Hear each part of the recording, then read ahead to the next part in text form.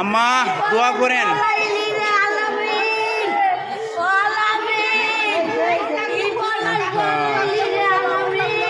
দুই মা দুদিকে বারবার বেহুশ হচ্ছেন, দুই মা দুইদিকে বারবার বেহুশ হচ্ছেন। আমার প্রিয় ভাই আলামিন, খুনি পুলিশেরা, শেখ হাসিনার খুনি পুলিশেরা আমার ভাইকে গুলি বর্ষণ করে হত্যা করেছে। বারবার মায়েরা